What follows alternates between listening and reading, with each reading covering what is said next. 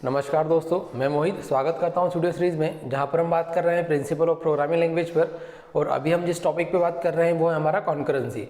तो last lecture में हमने देख लिया था कि कॉन्करेंसी की बेसिक डेफिनेशन क्या होती है, किस तरीके से हम उसको अप्लाई कर सकते हैं किसी भी प्रोग्रामिंग लैंग्वेज में, और कुछ बेसिक डिस्कशन किया था हमने कॉन्करेंसी और पैरेललिज्म पे। और आज हम उसके आगे की बात करने वाले हैं। तो अगर आपने लास्ट लेक्चर नहीं देखा है तो सबसे पहले उस लेक्चर को फॉलो करें, उसकी लिंक आपको डिस्क्रिप्शन में मिल जाएगी, वहाँ पर जाकर आप उसको देख सकते हैं और उसके बाद आप इस लेक्चर को फॉलो करें।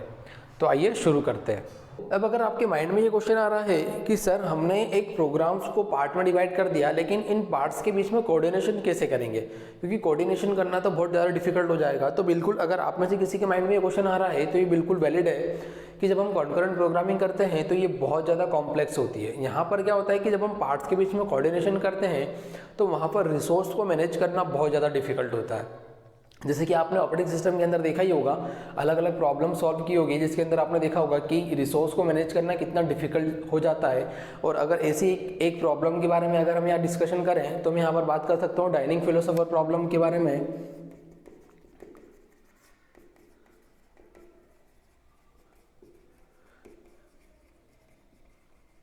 और इस प्रॉब्लम को आपने सॉल्व भी किया होगा, नंबर ऑफ सॉल्यूशन इसके लिए जनरेट किए होंगे बाय यूजिंग सीमाफोर, आपने इसको सॉल्व किया होगा।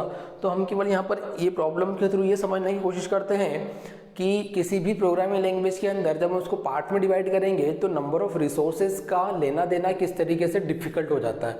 ठीक है, तो डाइनिंग फिलोसोफर प्रॉब्लम क्या होती है? डाइनिंग फिलोसोफर प्रॉब्लम कि यहाँ पर एक सर्कुलर टेबल होती है आपके पास में। ठीक है, उस सर्कुलर टेबल पे ऑड नंबर ऑफ क्या होते हैं आपके पास में? फिलोसोफर्स अवेलेबल होते हैं। सपोज ये एक फिलोसोफर है, ये सेकंड नंबर फिलोसोफर है, ये थर्ड, ये फोर्थ और ये फिफ्थ। तो सपोज एक सर्कुलर टेबल है, उस सर्कुलर टेबल के ऊपर आपके पास में नंबर ऑफ फिलोसोफर्स अवेलेबल है। और कैसे फिलोसोफर्स अवेलेबल है? Odd number of philosophers available है। अब ये फिलोसोफर्स जो रहते हैं इनके पास में केवल दो काम रहता है। फर्स्ट ये कि आइदर दे कैन ईट,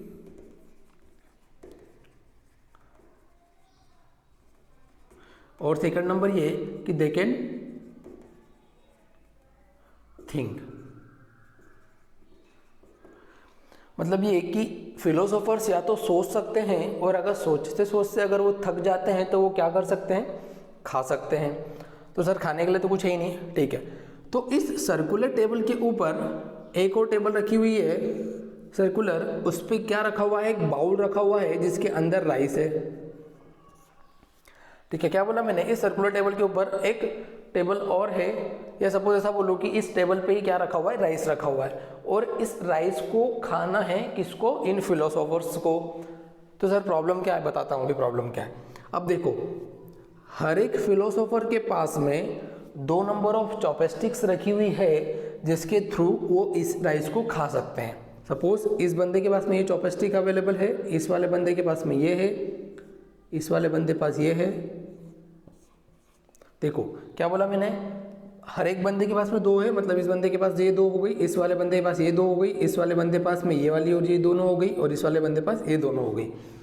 मतलब कि हर एक बंदे के पास में दो नंबर ऑफ चॉपस्टिक्स अवेलेबल है, और उनमें से एक राइट साइड में रखी हुई है और एक चॉपस्टिक कहाँ रखी हुई है? उसके लेफ्ट साइड रखी हुई है। अब प्रॉब्लम क्या है? देखो, आपको ये जो चॉपस्टिक्स रखी हुई है इनको आपको रिसोर्स मानना है, या तो फिर ये जो फिलोसोफर्स रखे हुए हैं इनको आपको रिसोर्स मानना है। ये आपके ऊपर है कि आप किनको रिसोर्स लेते हो, और इनको इस तरीके से यूटिलाइज करना है कि ज़्यादा से ज़्यादा जो लोग हैं, मतलब ज़्यादा से ज़्यादा जो फिलोसोफर्स हैं, वो आपका जो राइस रखा हुआ है उसको क्या कर सकते हैं? खा सकते हैं। अब इस राइस की जगह और बुक में और भी कुछ हो सकता है, तो आपको खाने पे नहीं जाना है, आपको भावनाओं पे जाना है। ठीक है, तो हमको क्या करना है? इस प्रॉब्लम को सॉल्व करना है। मतलब ये कि हमको इसको इस तरीके से मैनेज करना है कि ज़्यादा से ज़्यादा फिलोसोफर्स क्या कर सकते हैं? राइस को खा सकते हैं। अब देखो प्रॉब्लम्स कहाँ आएगी? सपोज ये बंदा है, इसने दोनों चॉपस्टिक उठा ली। ठीक है, जैसे ही इसने दोनों चॉपस्टिक उठाई, अब इस वाले बंदे के पास में ये वाली चॉपस्टिक नहीं है, इस वाले बंदे के पास में ये वाली चॉपस्टिक नहीं है। मतलब ये दोनों अब खाना नहीं खा सकते, इनके पास में केवल सिंगल चॉपस्टिक है। ठीक है, अब ये वाला जो बंदा है इसके पास में एक चॉपस्टिक अवेलेबल है, अगर इसने ये वाली उठा ली तो इसके पास भी कोई चॉपस्टिक अवेलेबल नहीं है। तो आपको इस तरीके से मैनेज करना है कि भाई अगर ये बंदा दोनों चॉपस्टिक के साथ में खाना खा लेता है तो खाना खाने के बाद में ये वाला बंदा चॉपस्टिक इसको प्रोवाइड करेगा या फिर इसको प्रोवाइड करेगा। देखो प्रॉब्लम बहुत डिफिकल्ट है, अगर आप सोच रहे होंगे तो क्या बोला मैंने कि अगर इस वाले बंदे ने ये दोनों चॉपस्टिक उठा ली तो ये वाला बंदा भी फ्री हो जाएगा, ये वाला बंदा भी फ्री हो जाएगा। तो हमको क्या करना है कि ये वाला बंदा जब राइस खा लेगा उसके बाद में ये चॉपस्टिक हमको इसको प्रोवाइड करना है या इसको प्रोवाइड करना है, ये कौन डिसाइड करेगा? ये वाला बंदा, कि भैया मेरा बेस्ट फ्रेंड कौन है, उन दोनों में से जो भी मेरा बेस्ट फ्रेंड रहेगा उसको मैं चॉपस्टिक प्रोवाइड करूँगा। तो ये रिसोर्स को आप इस तरीके से मैनेज कर सकते हो, या तो फिर आप सोच सकते हो कि ये जो फिलोसोफर्स है आप इनको भी कोई चेंजेस करके चेंज कर सकते हो। देखो अब इनको चेंजेस करने के लिए मैं एक छोटे से सॉल्यूशन की बात करता हूँ, सॉल्यूशन के बाद में इस चीज़ को मैं ख़त्म करूँगा कि सपोज़ ये फिलोसोफर्स है तो अभी अगर इस बंदे ने ये दोनों उठा ली तो ये भी नहीं खा पाएगा, ये भी नहीं खा पाएगा, ठीक है, और अगर इस वाले बंदे ने ये उठा ली तो ये भी नहीं खा पाएगा। तो यहाँ पर प्रॉब्लम क्या रही है, अभी यहाँ पर केवल एक बंदा है जो खा सकता है, सपोज इन्होंने नहीं उठाई तो ये वाला बंदा जो है ये खा सकता है। मतलब इतने बड़ी प्रॉब्लम के अंदर अभी केवल एक बंदा यहाँ पर खाना खा पा रहा है। तो हम इसको इस तरीके से सॉल्व कर रहे हैं कि ज़्यादा से ज़्यादा बंदा क्या कर सकते हैं, खाना खा सकते हैं। अब देखो इसको सॉल्व करने का एक तरीका है कि सपोज आपके पास में m number of philosophers available है, मतलब अभी m की वैल्यू कितनी है 5। तो अगर आप ये चाहते हो कि आप ज़्यादा से ज़्यादा लोगों को खाना खिला लो तो आप क्या कर दो, फिलोसोफर्स को m-1 कर दो, मतलब 5-1। मतलब सपोज इस वाले फिलोसोफर्स को अभी मैं यहाँ लिंक से क्या कर देता हूँ, हटा देता हूँ।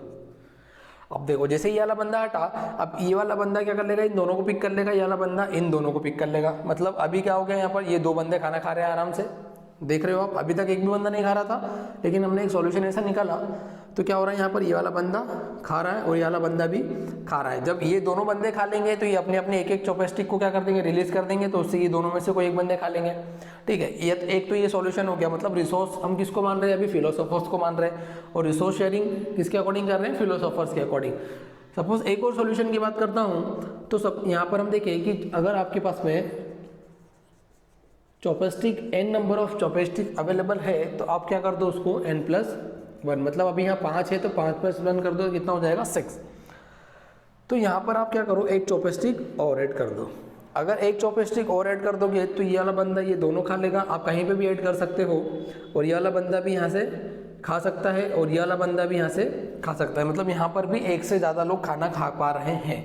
तो देखो इस प्रॉब्लम का सॉल्यूशन जो है वो आपने ऑपरेटिंग सिस्टम में पढ़ा होगा, लेकिन हमको केवल यहीं पे यही समझना है कि रिसोर्स मैनेजमेंट करना कितना डिफिकल्ट हो जाता है, और अलग अलग सिचुएशन के अकॉर्डिंग रिसोर्स शेयरिंग क्या हो जाती है, चेंज हो जाती है। जैसा कि आपने पढ़ा होगा जब ऑपरेटिंग सिस्टम में आपने लॉक्स की बात की होगी तो लॉक के अंदर आपने शेयर्ड लॉक पढ़ा होगा, कुछ एक्सक्लूसिव लॉक पढ़े होंगे, या फिर कोई वेरिएबल्स पढ़े होंगे जिसमें आपने शेयर्ड वेरिएबल पढ़े होंगे, या फिर कुछ एक्सक्लूसिव वेरिएबल्स पढ़े होंगे। तो वहाँ पर उनकी हर एक की एक कोई कंडीशन रहती है। जब हम शेयर वेरिएबल की बात करते हैं तो उनकी भी कुछ कंडीशंस रहती है, कुछ बाउंडेशंस रहती है, कुछ लिमिटेशंस रहती है। तो उन लिमिटेशंस की मैं आगे बात करूँगा जब हम शेयर वेरिएबल की थोड़ी सी बात करेंगे। तो यहाँ पर क्या होता है, अगर आप शेयर वेरिएबल यूज़ कर रहे हो, क्योंकि यहाँ पर चॉपस्टिक क्या है, हमारी शेयर वेरिएबल है, और इसीलिए इतनी सारी प्रॉब्लम्स हमको देखने को मिल रही है। अगर ये बंदा शेयर वेरिएबल ना रखेगा चॉपस्टिक को तो कोई बंदा यहाँ पर खाना ही नहीं खा पाएगा। अगर हम यहाँ एक्सक्लूसिव लॉक लगा दें, ठीक है, मतलब ये कि ये जो चॉपस्टिक्स है ये केवल इस बंदे के पास में है, दूसरा नहीं खा सकता, तो ये प्रॉब्लम सॉल्व ही नहीं होगी। तो यहाँ पर आपको ये भी इंश्योर करना है कि जब हम कॉन्करेंट प्रोग्रामिंग करते हैं तो हमको किन वेरिएबल को शेयर वेरिएबल रखना है, किन वेरिएबल को शेयर वेरिएबल नहीं रखना है। तो सर ऐसा तो हमने किसी प्रोग्रामिंग लैंग्वेज में पढ़ा ही नहीं है। तो मैं आपको बताता हूँ कि कौन कौन सी प्रोग्रामिंग लैंग्वेज कॉन्करेंसी को सपोर्ट करती है। तो देखो अगर हम बहुत ज़्यादा जो एडवांटेजेस वाली बात करें तो इसके अंदर सबसे पहले एक लैंग्वेज आती है जिसकी हम बात करते हैं, वो ये है PLI। फर्स्ट लैंग्वेज जो सपोर्ट करती है कॉन्करेंसी को वो कौन सी है, PLI, प्रोसीजरल इम्पेरेटिव लैंग्वेज, इसकी हम बात कर चुके हैं पहले। सेकंड नंबर पे आती है आपकी एडा। तो देखो एडा के सारे वर्जन्स कॉन्करेंसी को सपोर्ट नहीं करते हैं। एडा के कुछ स्पेसिफिक वर्जन है जो कॉन्करेंसी को सपोर्ट करते हैं, और उसमें जो है वो है एडा 95। ठीक है, एडा 95 क्या करता है, कॉन्करेंसी को सपोर्ट करता है। उसके अलावा आपका एक जो आती है वो जावा, और इसके अलावा भी बहुत सी लैंग्वेजेस है, लेकिन जो हमको आती है उसके अकॉर्डिंगली एक 3 लैंग्वेजेस जिसके बारे में आपने सुना होगा, और ये 3 लैंग्वेजेस जो है अभी की टर्म्स के अंदर कॉन्करेंसी को सपोर्ट करती है। इसके अलावा भी बहुत सी लैंग्वेजेस है जो कॉन्करेंसी को सपोर्ट करती है, लेकिन मैं फिर बताना चाहूँगा कि जब हम कॉन्करेंट प्रोग्रामिंग लिखते हैं तो वो इतना ईजी नहीं होता है उनको मैनेज करना, और manage in terms of resource यहाँ पर आपको मैनेज करना होता है। उसी तरीके से अगर डायनेमिक फिलोसोफर प्रॉब्लम की बात करूँ तो इसका बेस्ट सॉल्यूशन कौन देता है आपको? सीमाफोर। सीमाफोर की हम बात करेंगे आने वाले लेक्चर्स के अंदर, जहाँ पर हम देखेंगे कि हम किस तरीके से इस प्रॉब्लम को बिल्कुल बहुत इजी तरीके से सॉल्व कर सकते हैं बाय यूजिंग सीमाफोर। ठीक है, अब देखो, अब हम यहाँ बात करने वाले हैं कि कुछ लेवल्स होते हैं किसके कॉन्करेंसी के, और लेवल के बाद में हम डिस्कशन करेंगे कुछ कैटेगरी होती है किसकी कॉन्करेंसी की। तो देखो, लेवल की अगर बात करूँ तो 4 तरीके के लेवल्स कॉन्करेंसी के अंदर होते हैं, जिसके अंदर एक होता है इंस्ट्रक्शन लेवल, सेकंड नंबर पे आता है स्टेटमेंट लेवल, थर्ड नंबर पे आता है यूनिट लेवल, और फोर्थ नंबर पे आता है प्रोग्राम लेवल। जैसे आप इसको एक प्रोग्राम के टर्म्स में समझो तो प्रोग्राम के अंदर इंस्ट्रक्शन बाय इंस्ट्रक्शन में उसको सॉल्व कर सकते हैं, स्टेटमेंट बाय स्टेटमेंट उसको सॉल्व करते हैं, यूनिट जो रहती है वो किसको कंटेन करती है? स्टेटमेंट और इंस्ट्रक्शन को, और एक प्रोग्राम किसको कंस्ट्रक्ट करता है? किसी भी यूनिट को। तो ये लेवल होता है कि इंस्ट्रक्शन, फिर स्टेटमेंट, फिर यूनिट और फिर प्रोग्राम, या फिर आप इस तरीके से देख सकते हो कि जिसमें पहले प्रोग्राम कंसिस्ट करती है यूनिट को, यूनिट कंसिस्ट करती है स्टेटमेंट को, और स्टेटमेंट कंसिस्ट करता है किसको? इंस्ट्रक्शन को। तो एक सीक्वेंस में लिखा हुआ है। तो सर ये लेवल्स क्या होते हैं? तो देखो, बेसिक डेफिनेशन हमने क्या देखी थी कॉन्करेंसी की? वो ये देखी थी कि कॉन्करेंसी मतलब क्या, कि जहां पर हम एक या एक से ज़्यादा टास्कों को एग्जीक्यूट कर सकते हैं साइमल्टेनियसली। ठीक है, ये इतना सब डिस्कशन करने के बाद में ये एक फाइनल डेफिनेशन ये निकली थी। ठीक है, जिसके अंदर हमने क्या बोल रहे हैं कि कॉन्करेंसी मतलब ये कि जिसमें एक ही प्रोग्राम के डिफरेंट टास्कों को हम एग्जीक्यूट करते हैं साइमल्टेनियसली। ठीक है, वैसे ही अगर हम यहाँ बात करें कि इंस्ट्रक्शन, स्टेटमेंट, यूनिट और प्रोग्राम कुछ भी नहीं है इसमें, क्योंकि समझने लायक बात यह है कि जब हम इंस्ट्रक्शन की बात करेंगे तो हम ये टर्म यूज करेंगे कि एक या एक से ज़्यादा इंस्ट्रक्शन को हम एग्जीक्यूट करेंगे साइमल्टेनियसली। बात समझ में आ रही है? बिल्कुल उसको रिलेट कर दो किससे? कॉन्करेंसी से। इंस्ट्रक्शन लेवल कॉन्करेंसी मतलब ये कि एक से ज़्यादा इंस्ट्रक्शन को हम एग्जीक्यूट करेंगे साइमल्टेनियसली सिंगल प्रोसेसर पे।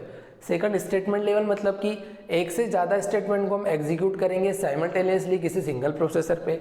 यूनिट लेवल मतलब एक या एक से ज़्यादा यूनिट को हम क्या करेंगे? एग्जीक्यूट करेंगे साइमल्टेनियसली। और प्रोग्राम मतलब ये कि एक या एक से ज़्यादा प्रोग्राम को हम एग्जीक्यूट करेंगे साइमल्टेनियसली।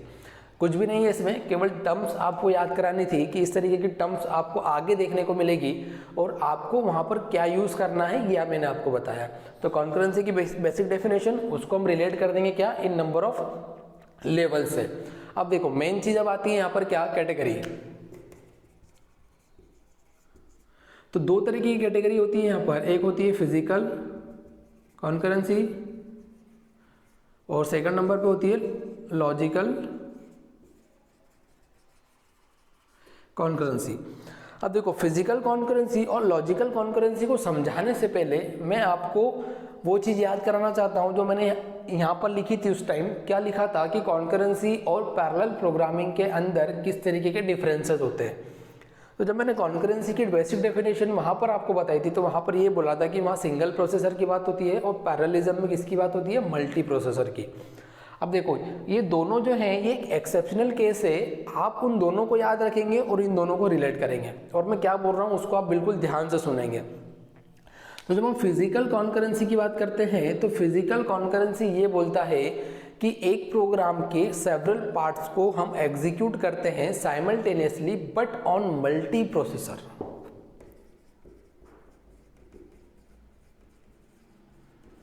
क्या बोला मैंने? एक ही प्रोग्राम के डिफरेंट पार्ट्स को एग्जीक्यूट करना, लेकिन मल्टी प्रोसेसर पे किसका काम है? Physical concurrency. देखो, एक्सेप्शनल केस है।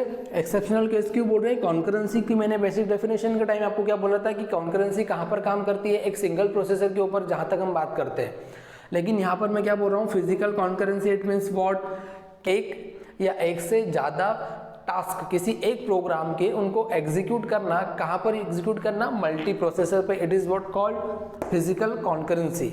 फिर सर लॉजिकल कॉन्करेंसी क्या हुई? तो लॉजिकल कॉन्करेंसी बिल्कुल उल्टी है किसके? पैरेललिज्म के। तो पैरेललिज्म क्या बोलता है कि एक प्रोग्राम या एक से ज़्यादा प्रोग्राम्स को एग्जीक्यूट करना साइमल्टेनियसली, लेकिन ऑन मल्टी प्रोसेसर पे ये किसका काम था? पैरेललिज्म का। लेकिन लॉजिकल कॉन्करेंसी ये बोलती है कि एक से ज़्यादा प्रोग्राम्स मतलब सेवरल प्रोग्राम्स को हमको रन करना है simultaneously but on single processor.